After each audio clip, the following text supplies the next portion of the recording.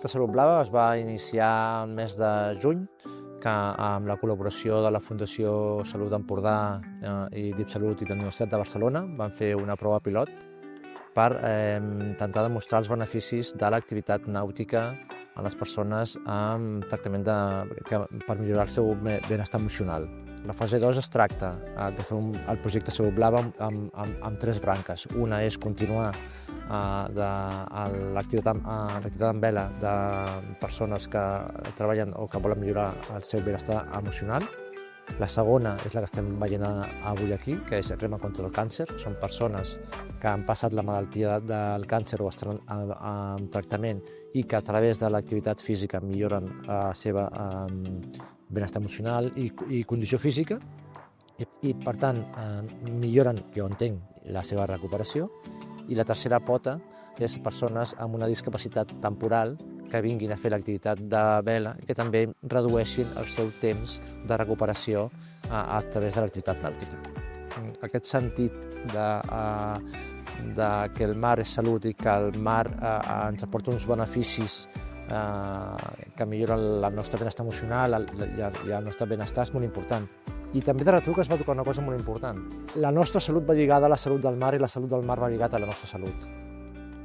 Bueno, es tracta d'un abordatge holístic, no? Es veu que repercuteix positivament tant a nivell físic com a nivell emocional com a nivell social. Físic perquè bueno, és una activitat física, millora l'estat físic, millora la força muscular, el benestar en general, no? Promou un estil de vida sa. En casos concrets, per exemple, quan parlem de l'activitat del càncer de mama, per exemple, ajuda en la prevenció i la millora de l'infedema, no? Ja que millora la musculatura implicada, la pectoral, dorsal. Després, bueno, millora a nivell emocional, no? Perquè bueno, es contacta amb la natura, en aquest cas amb el mar, això millora l'autoestima. També les persones es converteixen en protagonistes també de la seva recuperació, no? Converteixen un revés en superació. L'experiència aquesta ha sigut una passada. O sigui, jo ho recomano al 1000% a tothom. És veritat que hem fet un grupet molt xulo, però el primer dia no ens coneixíem. És a dir, es va fent perquè jo penso que estàs en un lloc en el que no pots sortir. Una vegada ets a dintre, ja no pots anar enrere, però t'aclimates molt ràpid i l'experiència és brutal. I això s'ha tornat amb una amistat, perquè aquí tothom parla dels seus problemes, has anat molt bé, tothom ha deixat anar una miqueta el que sentia, els problemes que tenia.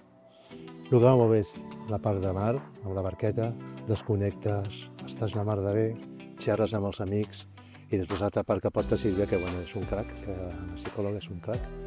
I ens ha anat molt bé. Ens ha ensenyat sortides per l'estrès, per l'ansietat, i va molt bé. Coses que estic practicant i m'ha anat molt bé. Clar, la idea, com a referents en benestar emocional comunitari, és de treure a les persones de la consulta, per dir-ho d'alguna manera, no?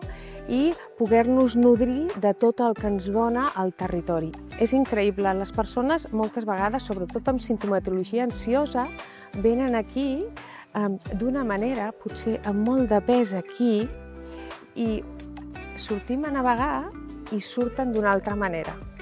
No? És com un buidatge, no? De deixar anar moltes coses, d'anar-te buidant per, d'alguna manera, poder anar connectant amb tu, no? Amb el que sents en aquell moment, o simplement el fet de connectar amb els sentits a través de l'aire, l'olor del mar, el sol. Això afavoreix, no? Et fa sentir, disminueix el nivell d'estrès, no? I alliberes substàncies químiques naturals que afavoreixen el benestar.